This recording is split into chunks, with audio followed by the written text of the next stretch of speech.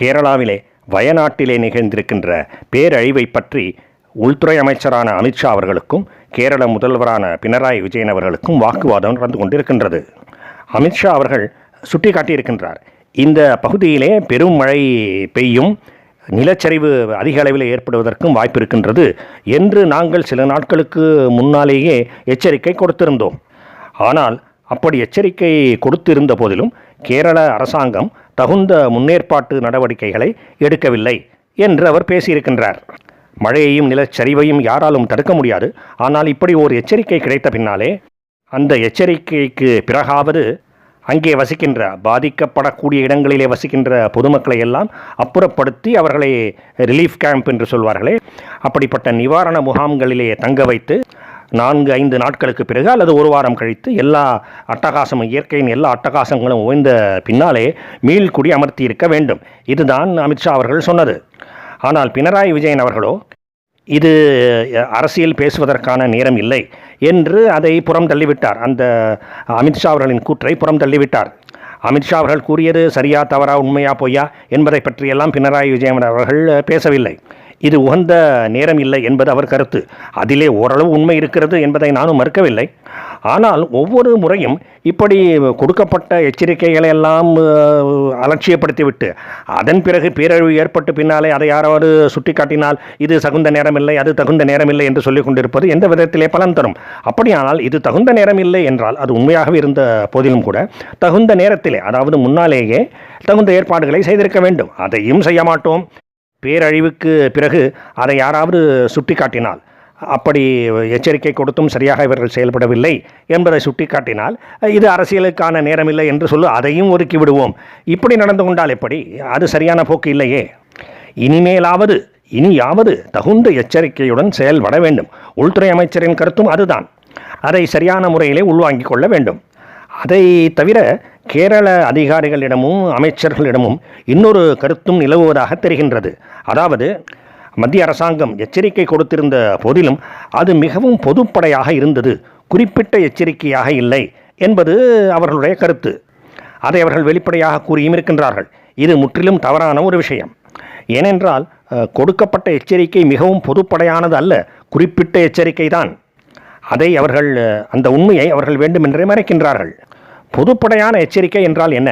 மிகவும் பொதுப்படையாக, பிராடாக, அதன் மீது எந்த விதமான செயல் நடவடிக்கையும் எடுத்துக்கொள்ள முடியாதபடி இருக்கின்ற ஒரு எச்சரிக்கைக்குத்தான் மிகவும் பொதுப்படையான எச்சரிக்கை என்று பெயர். உதாரணமாக பாகிஸ்தானில் இருந்து நம்ம நாட்டிலே ஏற்படுகின்ற தீவிரவாத செயல்களை பற்றி யோசித்து பார்ப்போம். ஓர் எச்சரிக்கை வருகின்றது என்று வைத்துக்கொள்வோம். பாகிஸ்தானில் இருந்து பல தீவிரவாதிகள் இந்தியாவுக்குள்ளே ஊடுருவப் போவதாக திட்டமிட்டிருக்கின்றார்கள் என்கின்ற ஒரு இன்டெலிஜென்ஸ் இன்புட், நுண்ணறிவு தகவல் கிடைக்கின்றது என்று வைத்துக்கொள்வோம். அது மிக மிக பொதுப்படையானது. எப்பொழுது ஊடுருவார்கள், எங்கே ஊடுருவார்கள், எங்கே செல்லப் போகின்றார்கள் என்று எதுவுமே தெரியாத ஒரு நிலைமை. ஆனால் அதுவே பாகிஸ்தானிலிருந்து பல தீவிரவாதிகள் இந்தியாவுக்குள்ளே ஊடுருவி விட்டார்கள் என்பது இன்னும் சிறிது குறிப்பிட்டு சொல்லப்படக்கூடிய ஒரு விஷயம். மிகவும் பொதுப்படையானது அல்ல. இதுவும் பொதுப்படையானது தான். ஆனால் அதனுடைய பொதுப்படைத்தன்மை சற்று குறைவு. இன்னும் ஒருபடி மேலே போய் தமிழ்நாட்டிலும் கர்நாடகாவிலும் சில தீவிரவாத செயல்களை அவர்கள் செய்வதற்கு திட்டமிட்டிருப்பதாக தெரிகின்றது என்கின்ற தகவல் வந்திருக்கின்றது என்று சொல்கின்றார்கள் என்று வைத்துக்கொள்வோம். இது பொதுப்படையான தகவல் இல்லை, இது குறிப்பிட்ட தகவல். குறிப்பாக எந்த இடங்களிலே என்றும், குறிப்பாக என்றைக்கு, எந்த நாளிலே என்றும் சொல்லப்படவில்லை என்கின்ற ஒரே காரணத்தினாலேயே அது மிகவும் பொதுப்படையான எச்சரிக்கை என்று ஆகிவிடாது. எந்தெந்த இடங்கள் என்று தெரியாவிட்டாலும் கர்நாடகா காவல்துறையும் தமிழ்நாடு காவல்துறையும் மிகுந்த எச்சரிக்கையோடு இருக்க வேண்டும். சந்தேகத்துக்கு இடமான எந்த நடவடிக்கையையும் கண்காணித்து, யாரையா நீங்கள், எங்கிருந்து வருகின்றீர்கள், எங்கே செல்கின்றீர்கள் என்பது போன்று 4 கேள்விகளை கேட்டு விட்டுவிட வேண்டும். அதன் மூலம்தான் ஆக்ஷன், செயல்கள் புரிய முடியும். தீபாவளிக்கு முதல் நாள் மதுரையிலே மேலமாசி வீதிக்கு அருகிலே 4 பேர் RDX கொண்ட வெடிகுண்டை காலை சுமார் 10:30 மணிக்கு வெடிக்கப் போகின்றார்கள் என்கின்ற அளவுக்கு நுண்ணறிவு தகவல், இன்டெலிஜென்ஸ் டேட்டா இருக்கும் என்று எதிர்பார்க்கவே முடியாது.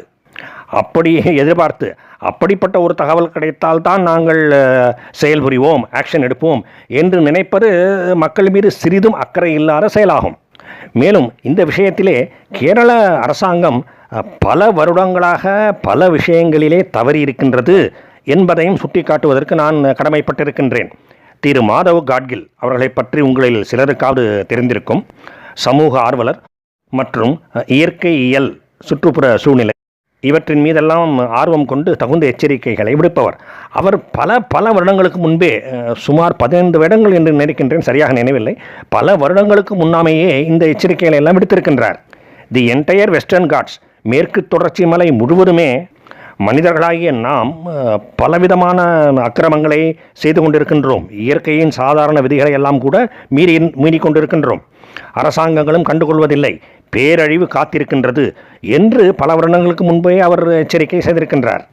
ஆனால் அதன் பிறகும் வயநாட்டு பகுதியிலேயும் மற்ற பகுதிகளிலேயும் மலை சரிவுகளிலும் மலையின் உச்சியிலும் விதமாக வீடுகள், சொகுசு பங்களாக்கள், தங்கும் விடுதிகள் என்றெல்லாம் அமைப்பதற்கு அனுமதி கொடுத்திருக்கவே கூடாது. அதிலே அரசாங்கம் தவறிவிட்டது. இதை மறுப்பதற்கு இல்லை.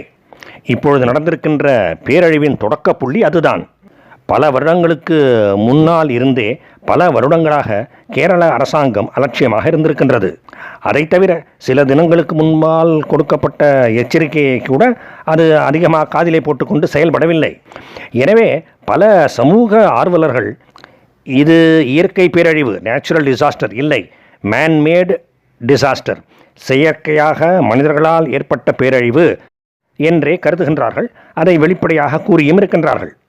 அப்படிப்பட்ட ஒரு கருத்து, அப்படிப்பட்ட ஒரு கூற்று முற்றிலும் உண்மை என்பதுதான் என்னுடைய தனிப்பட்ட கருத்து கூட. எனவே கேரள அரசாங்கம் அமித்ஷா இதை அரசியல்படுத்துகிறார், இப்படி பேசுகிறார், அப்படி பேசுகின்றார் என்றெல்லாம் புலம்பிக் கொண்டிருக்கக்கூடாது. இனிமேலாவது தக்க கவனத்துடன் செயல்பட வேண்டும்.